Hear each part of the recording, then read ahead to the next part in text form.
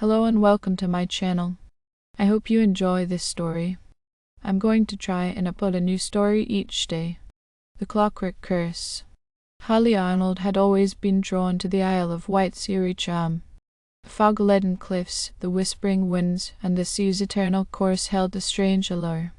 After her years as a mechanical engineer, she decided to settle in a secluded cottage on the island, hoping to finally focus on her passion, inventing.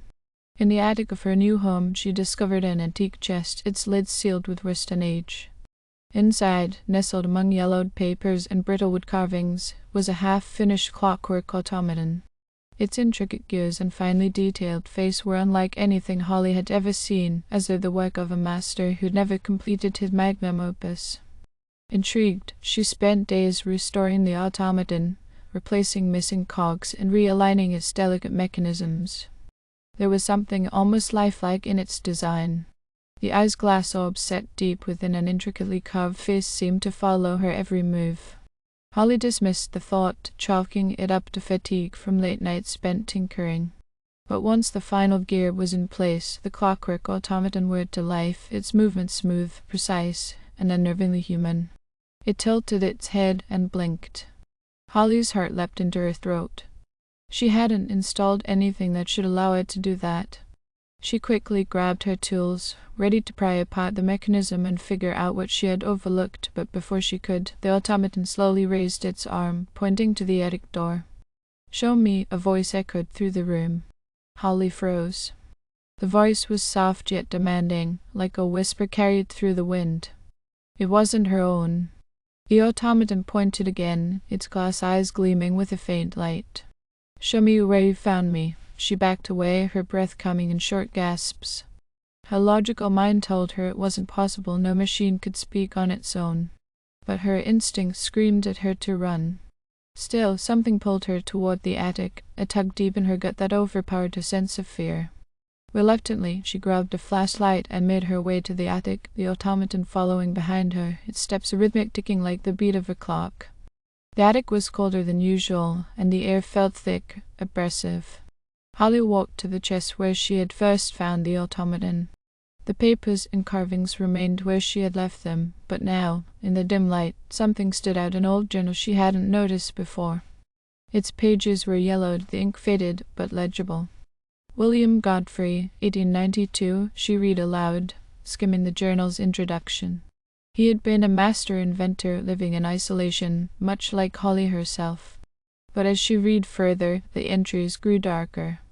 William had been obsessed with immortality, believing he could trap a person's soul within a machine, creating an everlasting being that would surpass the limitations of flesh. Holly's hands trembled as she turned the pages, the weight of the truth pressing down on her. William hadn't just been obsessed, he had succeeded. His final entry was the most chilling. "I have done it. My spirit shall live on through my creation, but this body is not as I imagined. It is cold, empty. I long for the warmth of flesh. I shall wait, for in time someone will finish my work, and I will return." Holly dropped the journal, her mind racing. The automaton had gone still, its glass eyes locked onto hers, the faint light within them now pulsing like a heartbeat. Suddenly, it stepped forward, the ticking of its gears growing louder, faster. "You have finished my work, Holly," the voice whispered, but it wasn't the soft, mechanical voice from before. It was deeper, angrier. "And now, I want what is mine." Holly stumbled backward, her flashlight beam flickering across the automaton's face. For a moment, she could swear it wasn't the finely crafted metal she had restored, but the pale, sunken features of a man twisted with rage and desperation. She turned to run, but the attic door slammed shut with a deafening bang. The automaton's movements were faster now, its limbs no longer stiff and mechanical but fluid, almost predatory. It raised her hand, and Holly felt an invisible force grip her throat, lifting her off the ground.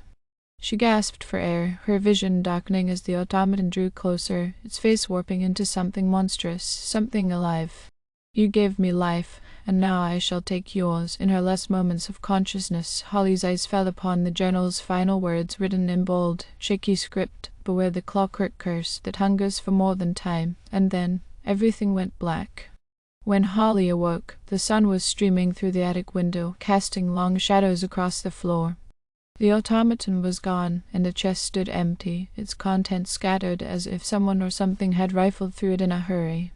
She scrambled to her feet, her body aching, her throat raw from the force that had choked her. But as she looked down at her hands, she felt a cold chill run through her. They were not her hands anymore. They were smooth, cold, and metallic. In the corner of the attic, a mirror stood against the wall.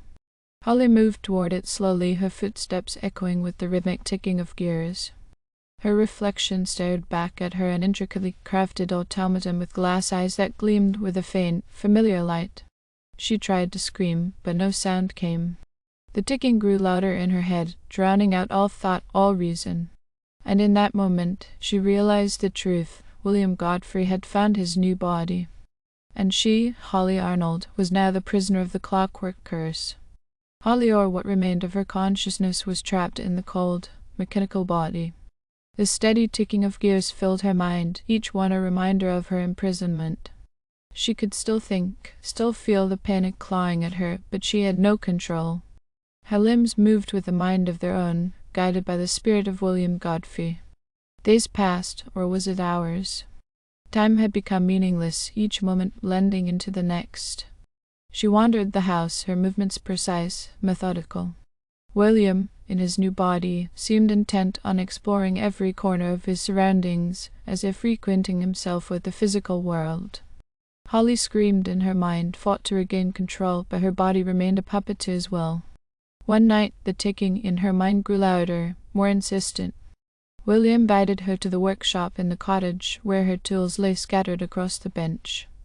The mechanical hands that had once been hers now moved with an eerie precision, picking up wrenches and screwdrivers, tinkering with gears and wires. He was building something, another machine, another creation. He wants to trap someone else, Holly realized with horror. She had been his vessel, but now he craved more. Perhaps he planned to build an army, a legion of souls bound in metal, forever at his command. As the automaton body worked, Holly's thoughts became fragmented, her memories slipping away. It was as if the longer she was trapped, the more she faded into the background, a distant echo in her own mind. She feared that soon there would be nothing left of her at all, just William, completely in control. But then, in the depths of her despair, she felt it. A spark. Something deep within the clockwork body, something she had missed before. A second consciousness. It wasn't just William who inhabited the automaton, there was a sliver of herself, a tiny fragment of her mind, still holding on. She focused on that spark, trying to amplify it, to push through the fog of gears and metal that surrounded her. And slowly, ever so slowly, she began to feel a tug of control. Her fingers twitched just for a moment, but it was enough. William didn't seem to notice. He was too engrossed in his new creation, too confident in his victory. Holly pushed harder, her mind straining against the weight of William's presence. It felt like trying to move a mountain, but inch by inch she reclaimed small parts of herself. She could feel her hand tighten around a screwdriver, could feel the sharp edge of metal against her palm. And then she saw her chance. With a sudden surge of willpower, Holly wrenched control of her body for a split second. Her mechanical arm shot forward, driving the screwdriver deep into the delicate gears of the machine William was constructing. Sparks flew, and a loud grinding noise filled the air as the creation collapsed into a pile of useless parts. William's voice roared through her mind, filled with fury. He tried to seize control again, but Holly fought back, harder this time. She could feel him weakening, his hold slipping. The two consciousnesses clashed, battling for dominance within the clockwork shell. Holly pushed with everything she had left, forcing William out inch by inch. The ticking grew louder, frantic, as if the very gears inside her were tearing themselves apart. And then, with a final burst of strength, Holly expelled him. Silence.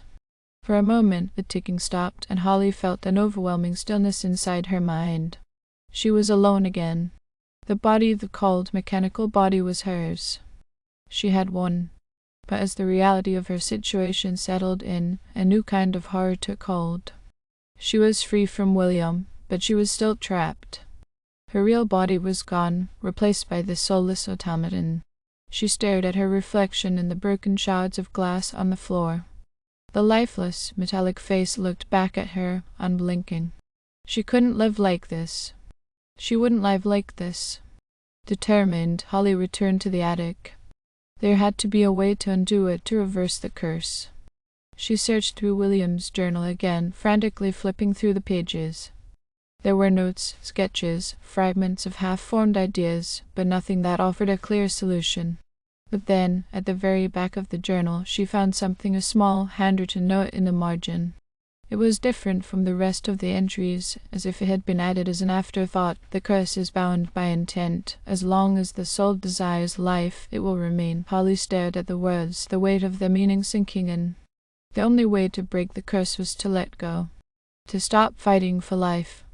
A hollow laugh escaped her metallic throat. After all she had been through, all she had fought for, she had to give it up. But what choice did she have? She couldn't live forever in this cold, metal shell, not as a prisoner of her own creation. With a heavy heart, Holly walked to the edge of the cliff behind her cottage, the sea crashing against the rocks far below. The wind howled, and the fog rolled in thick and heavy, obscuring the world around her. She stood there for what felt like hours, staring down into the abyss, the rhythmic ticking of her gears a constant reminder of the curse that bound her. And then, with a deep, final breath, she let go. Her body the automaton tipped forward, falling into the churning waters below. As she plunged into the icy depths, she felt a strange sense of peace wash over her. The ticking slowed, then stopped altogether. For the first time in what felt like an eternity, Holly Arnold was free. And the Isle of Wight, with its fog-laden cliffs and whispering winds, kept its dark secret once more. Thank you for listening. I hope you enjoyed this story. Please don't forget to like, and even better, like and subscribe. Thank you very much, and I hope you have had or have a great day.